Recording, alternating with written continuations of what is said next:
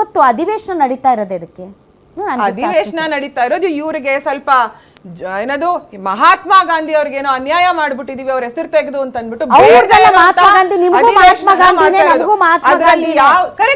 ಏನು ವಿಷಯ ಏನು ಕರೆಕ್ಟ್ ಆಗಿ ವಿಷಯ ಮಾತಾಡಿ ವ್ಯಂಗ್ಯ ಬೇಡ. ಎದಕ್ಕೆ ಅಧಿವೇಶನ ಕರೆದಿರೋದು? ವಿ.ಬಿ. ಜಯರಾಮ್ಜಿ ಏನಿದೆ ಇದಕ್ಕೋಸ್ಕರ ಸ್ಪೆಷಲ್ ಅಧಿವೇಶನ ಎದಕ್ಕೆ ಅಧಿವೇಶನ? ವಿ.ಬಿ. ಜಯರಾಮ್ಜಿ ಕಾಂಗ್ರೆಸ್ ವಕ್ತಾರರನ್ನ ಕೇಳಬೇಕು. ಕಾಂಗ್ರೆಸ್ ವಕ್ತಾರ ಬಿಡಿ, ನಿಮಗೆ ನೀವು ಅಧಿವೇಶನದಲ್ಲಿ ನಮಗೆ ಆ ಬಿಲ್ ಬಗ್ಗೆ ನಮಗೆ ಯಾವುದೇ ಇದಿಲ್ಲ.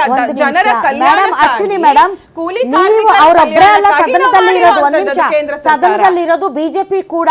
ಆಯ್ತು, ಇವತ್ತು ಎದಕ್ಕೆ ಸ್ಪೆಷಲ್ ಆಗಿ ಅಧಿವೇಶನ ಕರೆದಿರೋದು? ಅಶ್ವಿನಿ ಮೇಡಮ್ ಗೊತ್ತಿಲ್ಲ ಅಂದ್ರೆ ನಿಮ್ಗೆ ಹೇಳಕ್ ಬಂದಿಲ್ಲ ಅಂದ್ರೆ ನಾನು ಹೇಳ್ತೀನಿ. ಅಶ್ವಿನಿ ಮೇಡಮ್ ನಿಮ್ಗೆ ಹೇಳಕ್ ಬಂದಿಲ್ಲ ಅಂದ್ರೆ ನಾನು ಹೇಳ್ತೀನಿ.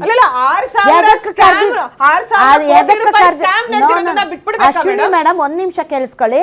ಇವತ್ತು ಅಧಿವೇಶನ ಕರೆದಿರೋದು ಜಿ ಯೋಜನೆ ಯಾವ ರೀತಿ ಜನರಿಗೆ ಮಾರಕವಾಗಿದೆ ಅಥವಾ ರಾಜ್ಯಕ್ಕೆ ಇದು ಹೊರೆ ಆಗ್ತಾ ಇದೆ ಅನ್ನೋದರ ಬಗ್ಗೆ ಸ್ಪೆಷಲ್ ಅಧಿವೇಶನ ಕರೆದು ಇದ್ರ ಬಗ್ಗೆ ಚರ್ಚೆ ಮಾಡಿ ಇದರ ಸಾಧಕ ಬಾಧಕಗಳ ಬಗ್ಗೆ ಪರಾಮರ್ಶೆ ಮಾಡಿದ ನಂತರ ಸರ್ಕಾರ ತನ್ನ ನಿಲುವನ್ನು ಪ್ರಕಟಿಸೋದಿತ್ತು. ಹೌದಾ?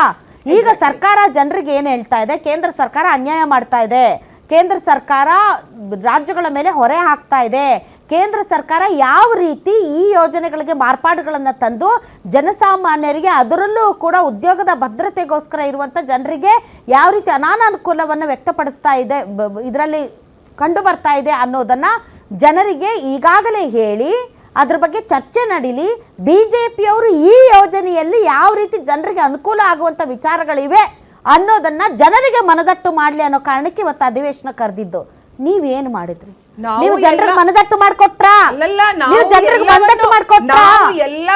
ನೀವು ಎಲ್ಲವನ್ನು ಏನ್ ಚರ್ಚೆ ಮಾಡಿದ್ರಿ? ನೀವು ಅಶ್ವಿನಿ ಮೇಡಮ್ ನಾನು ದನಿಗೂಡಿಸ್ತೀನಿ.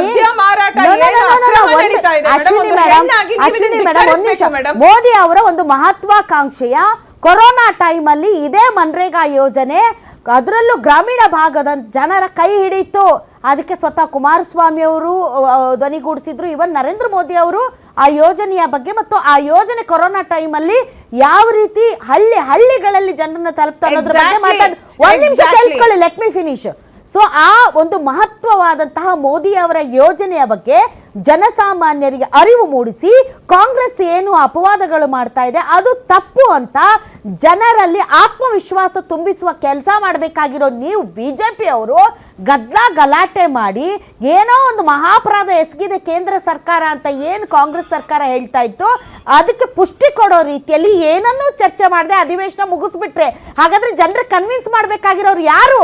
ಅಧಿವೇಶನದಲ್ಲಿ ಕೂತು ಚರ್ಚೆ ಮಾಡಿ ಇಲ್ಲ ಇದು ಸರಿ ಇದೆ, ಇದರಿಂದ ಜನಸಾಮಾನ್ಯರಿಗೆ ಈ ರೀತಿಯಾದಂತ ಉಪಯೋಗ ಇದೆ, ಇದನ್ನ ಜನ ಅರ್ಥ ಮಾಡ್ಕೋಬೇಕು ಅಂತ ಅರ್ಥ ಮಾಡಿಸೋದು ಬಿಟ್ಬಿಟ್ಟು ಸುಮ್ಮನೆ ಅಲ್ಲಿ ಮಲ್ಕೊಂಡು ಎದ್ದು ಗಲಾಟೆ ಮಾಡಿ ಗದ್ದಲ ಮಾಡಿ ಡ್ಯಾನ್ಸ್ ಮಾಡಿ ಹೊರಗಡೆ ಬಂದು ನಾಳೆ ಶ್ರೀರಾಮ್ಜಿ ಬಗ್ಗೆ ಮಾತಾಡಕ್ಕೆ ಏನ್ ನೈತಿಕತೆ ಹೇಳಿ? ನೈತಿಕತೆ ಬಗ್ಗೆ ಮಾತಾಡಬೇಡಿ. ಅದಕ್ಕೋಸ್ಕರ ಚರ್ಚೆ ಮಾಡ್ರಿ ಅಂತಂದ್ರೆ ಬರೀ ಗಲಾಟೆ ಮಾಡ್ತೀರಿ, ಬರೀ ಗಲಾಟೆ ಮಾಡ್ತೀರಿ. ಆದ್ರೆ ನಾವು ಒಂದು ವಿರೋಧ ಪಕ್ಷವಾಗಿ ನಾವು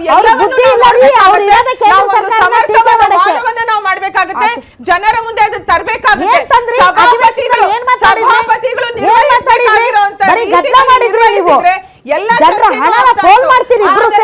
ತುಂಬಾ ದಪ್ಪ ಇದ್ದೀರಾ, ಅದರಲ್ಲೂ ಯಾವುದೇ ಸೈಡ್ ಎಫೆಕ್ಟ್ ಇಂದ ಸಣ್ಣ ಆಗ್ಬೇಕಾ? ಎಷ್ಟೋ ಜನ ಹೇಳ್ತಾ ಇದ್ರಿ ಸರ್ ನಾನು ಜಿಮ್ಗೆ ಹೋಗ್ತಾ ಇದ್ದೀನಿ ಆದ್ರೂ ಸಣ್ಣ ಆಗ್ತಾ ಇಲ್ಲ ಸರ್, ವರ್ಕೌಟ್ ಮಾಡ್ತಾ ಇದ್ದೀನಿ ಆದ್ರೂ ಸಣ್ಣ ಆಗ್ತಾ ಇಲ್ಲ ಅಂತ ಹೇಳ್ತಾ ಇದ್ರಲ್ಲ. 100% ಯಾವ ಜಿಮ್ಗೂ ಹೋಗ್ದಂಗೆ ವರ್ಕೌಟು ಮಾಡ್ದಂಗೆ ನೀವು ಸಣ್ಣ ಆಗ್ಬೋದು. ಪ್ರತಿದಿನ ಬೆಳಿಗ್ಗೆ ಸಂಜೆ 2 ಟೈಮ್ ನಮ್ಮ ಜೀನಿ ಸ್ಲಿಮ್ ನ ಯೂಸ್ ಮಾಡಿ ಯಾವುದೇ ಸೈಡ್ ಎಫೆಕ್ಟ್ ಇಲ್ದಂಗೆ ನೀವು ಸಣ್ಣ ಆಗ್ತೀರಾ. ಯಾಕೆಂದ್ರೆ ಜೀನಿ ಸ್ಲಿಮ್ ಒಂದು ಉತ್ತಮ ಆಹಾರ. ಒಂದು ರಾಜಕೀಯಕ್ಕೋಸ್ಕರ ಒಂದ್ ನಿಮಿಷ ಕಳೆದ ಬಾರಿ ಬೆಳಗಾವಿ ಅಧಿವೇಶನದಲ್ಲಿ ಜನ ಬಡ್ಕೊಂಡ್ರು ನಿಮ್ಗೆ ದ್ವೇಷ ಭಾಷಣದ ವಿಚಾರದಲ್ಲಿ ಅವ್ರಿಗೆ ನಂಬರ್ಸ್ ಇದೆ, ಅವ್ರು ಹೆಂಗೋ ಅದನ್ನ ಮುಂದಕ್ಕೆ ತಗೊಂಡು ಹೋಗ್ತಾರೆ. ಆ ದ್ವೇಷ ಭಾಷಣದಿಂದ ಯಾವ ರೀತಿ ತೊಂದರೆಗಳಾಗುತ್ತೆ ಅನ್ನೋದನ್ನ ಬಗ್ಗೆ ವಿಸ್ತೃತವಾಗಿ ವಿವರವಾಗಿ ಚರ್ಚೆ ಮಾಡಿ ಅಂದ್ರೆ ಗದ್ದಲ ಎಬ್ಬಿಸಿ ಗಲಾಟೆ ಎಬ್ಬಿಸಿ ಅದನ್ನ ಅವ್ರಿಗೆ ಹೆಂಗ್ ಬೇಕೋ ಹಂಗೆ ಪಾಸ್ ಮಾಡ್ಕೊಂಡು ಇವತ್ತು ರಾಷ್ಟ್ರಪತಿಗಳ ಹತ್ರ ಕಳಿಸ್ತಾರೆ. ಹಿಂಗೆ ಪ್ರತಿ ಅಧಿವೇಶನದಲ್ಲೂ ವಿಷಯಾಧಾರಿತ ಚರ್ಚೆ ಮಾಡೋದು ಬಿಟ್ಬಿಟ್ಟು ನೀವು ಬರೀ ಹಿಂಗೆ ಸಮಯ ಹಾಳು ಮಾಡಿ ಏನು ಕನ್ವಿನ್ಸ್ ಮಾಡಲ್ಲ, ಜನರಿಗೆ ಏನು ಕನ್ವಿನ್ಸ್ ಮಾಡಲ್ಲ. ನೀವು ನಾವು ಒಂದು ವಿರೋಧ ಪಕ್ಷವಾಗಿ 2 ಕೂಡ ನಾವು ಮಾಡ್ತೇವೆ. ಅವ್ರು ಕೊಡಲ್ಲ, ಇವ್ರು ಬಿಡಲ್ಲ, ಜನರು ದುಡ್ಡು ಹಾಳು ಮಾಡ್ತೀರಿ ನೀವು.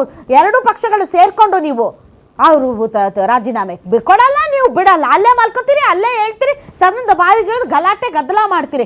ಎಷ್ಟು ದುಡ್ಡು ಖರ್ಚಾಯ್ತು, ಏನ್ ಮಾಡಿದ್ರಿ ಅಂತ, ಏನ್ ಮಾಡಿದ್ರಿ ನೀವು ಸದನದಲ್ಲಿ ಏನ್ ಮಾಡಿದ್ರಿ? ಬರೀ ಕೆಟ್ಟ ಭಾಷೆ, ಅಸಂಸದೀಯ ಪದಗಳಿಂದ ಬಳಕೆ ಮಾಡಿ ನೀನಂತವನು, ದಿಸ್ ಇಸ್ ನಾಟ್ ಡೆಮಾಕ್ರಸಿ, ಇದು ಸ್ವೇಚ್ಛಾಚಾರ ನಿಮ್ದು ರಾಜಕೀಯ ನಾಯಕರುಗಳದ್ದು. ರಘು ಅವರು ಸ್ವೇಚ್ಛಾಚಾರ ನಿಮ್ದು, ನಿಮ್ಗೆ ಏನ್ ಬೇಕೋ ಅದನ್ನ ಮಾಡ್ಕೊಳ್ಳಕ್ಕೆ ಅಧಿವೇಶನವನ್ನ ದುರುಪಯೋಗ ಪಡಿಸ್ಕೊಳ್ತೀರಿ ನೀವು. ಕರ್ನಾಟಕದ ವಿಧಾನಸಭೆ ವಿಧಾನ ಪರಿಷತ್ಗೆ ಒಂದು ಮೇಲ್ಪಂಕ್ತಿ ಇದೆ.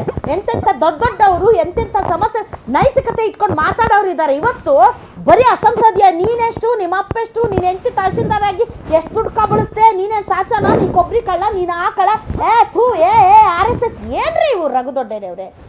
ನೋಡಿ, ನಾನು ನಿನ್ನೆನೇ ಹೇಳಿದ್ದೇನೆ, ಹಲವಾರು ವಿಚಾರ, ಒಂದು ಡಿಗ್ನಿಟಿಯನ್ನು ಮೇಂಟೈನ್ ಮಾಡಬೇಕು ಅಂತ ನಾನು ಎಲ್ಲರಿಗೂ ಆಗ್ರಹ ಮಾಡ್ತೇನೆ. ಯಾಕೆಂದರೆ ಹಿರಿಯರಿದ್ದಾರೆ, ಯಾವುದೇ ಪಕ್ಷದವರಾಗಲಿ ಏನು ಅದು ಸದನಕ್ಕೆ ಗೌರವ ಇದೆ, ಆ ಸದನವನ್ನು 7 ಕೋಟಿ ಕನ್ನಡಿಗರನ್ನ ರೆಪ್ರೆಸೆಂಟ್ ಮಾಡ್ತಕ್ಕಂಥವ್ರು ಗೌರವಯುತವಾಗಿ ನಡ್ಕೊಳ್ಬೇಕು. ಅದು ಪಕ್ಷಾತೀತವಾಗಿ ಯಾವುದೇ ಪಕ್ಷ ಆದ್ರೂ that has to be maintained, ಅದು ನನ್ನ ಆಗ್ರಹ. ಸೊ ಇನ್ನು ನಮ್ಮ BJP ವಕ್ತಾರ ಹೇಳ್ತಾ ಇದ್ರು ಭೂತದ ಬಾಯಲ್ಲಿ ಮಾತಾಡಿರೋದು ಕರೆಕ್ಟ್ ಇದೆ, ಅದನ್ನ ಹೇಳಿ ಫಸ್ಟ್. ಕರೆಕ್ಟ್ ಇದೆಯಾ ಅವ್ರು ಶಿವಲಿಂಗೇಗೌಡರು? ಐ ಡೂ ಅಗ್ರಿ, ಒಂದು ಗ್ರಾಮೀಣ ಭಾಷೆಯ ಸೊಗಡು ಅವ್ರ ಮಾತಲ್ಲಿ ಇರುತ್ತೆ, ಅದನ್ನ ನಾವು ಎಂಜಾಯ್ ಮಾಡ್ತೀವಿ ಭಾಳ ಸಲ. ದಟ್ ಡಸಂಟ್ ಮೀನ್ ನಿನ್ ಬಾಯಿಗೆ ಬಂದಂಗೆಲ್ಲ ಮಾತಾಡ್ಬೇಕು ಅಂತ ಅಲ್ಲ. ಏನ್ರಿ ಇವತ್ತು ಅವ್ರು ಮಾತಾಡೋದು, ಏನ್ರಿ ಮಾತಾಡೋದು? ನಿನ್ನ ಹೆಂಡತಿನ ತಹಶೀಲ್ದಾರ್ ಮಾಡ್ಕೊಂಡು ನೀನ್ ಎಷ್ಟು ದುಡ್ಡು ಹೊಡೆದಿದ್ಯಾ, ಏನ್ರಿ ಅದು? ಏನ್ ಭಾಷೆ ರೀ ಅದು ಶಿವಲಿಂಗೇಗೌಡರು? ನೋಡಿ, ನಾನು ಅವಾಗಲೇ ಹೇಳಿದ್ದೇನೆ, ಯಾವುದೇ ಪಕ್ಷ ಆಗಲಿ, ಯಾವುದೇ ಪಕ್ಷ ಅಲ್ಲ, ನೀವು ಶಿವಲಿಂಗೇಗೌಡರ ಬಗ್ಗೆ ಮಾತಾಡ್ರಿ. ಒಂದ್ ನಿಮಿಷ ಅಲ್ಲ,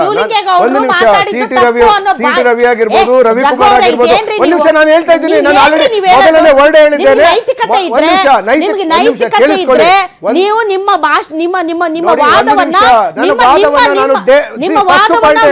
ಮುಂದುವರಿಸೋದಕ್ಕಿಂತ ಮುಂಚೆ ಸಿಟಿ ರವಿ ಮಾತಾಡಿದ ಯಾವುದೇ ನಾಯಕರಾಗಲಿ ಸದನದ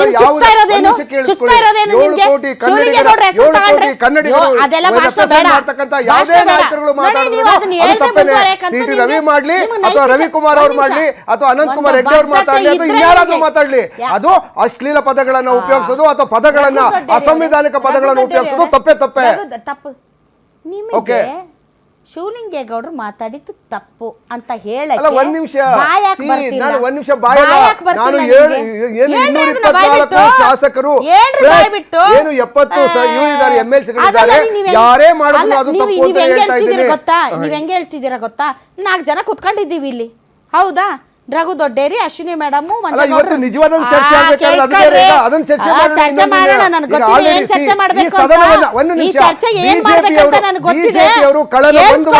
ರಘು ದೊಡ್ಡೇರಿ ಅವರೇ ಸುಮ್ಮನೆ ಓತಾಪ್ರೇತವಾಗಿ ವಾದ ಅಲ್ಲ, ಕೇಳಿಸ್ಕೊಳ್ರಿ. ನಾನು ನೀವ್ ಹೇಳಿಲ್ಲ, 4 ಜನ ಇದೀವಿ, ನಾವ್ ಯಾರೋ ಒಬ್ರು ಅಸಂಸದೀಯ ಪದ ನಾನೇ ಇಟ್ಕೊಳ್ಳಿ, ರಾಧಾ ಹಿರೇಗೌಡರು ಯಾರು ಉಪಯೋಗಿಸಬಾರ್ದು. ಕೇಳಿಸ್ಕೊಳ್ರಿ, ನಾನ್ ರಾಧಾ, ಐ ಓ ಇಟ್, ನಾನು ಇವತ್ತು ತಪ್ಪಾಗಿ ಮಾತಾಡಿದ್ದೀನಿ. ಸೊ ರಾಧಾ, ನಾನು ಮಾತಾಡಿದ್ದು ತಪ್ಪು ಅಂತ ಹೇಳ್ಬೇಕೆ ಹೊರತು ಇಲ್ಲಿ 4 ಜನ ಇದೀವಿ, 4 ಜನದಲ್ಲಿ ಯಾರು ಮಾತಾಡಿದ್ರು ತಪ್ಪು, ಹಂಗಾಗಿ ತಪ್ಪು. ಅದೇನ್ರಿ ತಿಪ್ಪೆ ಸಾರ್ಸೋದು ಬಿಟ್ಟು ಸಿಟಿ ರವಿ ಹೆಸರು ಹೇಳಕ್ಕೆ ಎಷ್ಟು ಚಂದ ಬರುತ್ತೆ, ಶಿವಲಿಂಗೇಗೌಡರ ಹೆಸರು ಹೇಳಕ್ಕೆ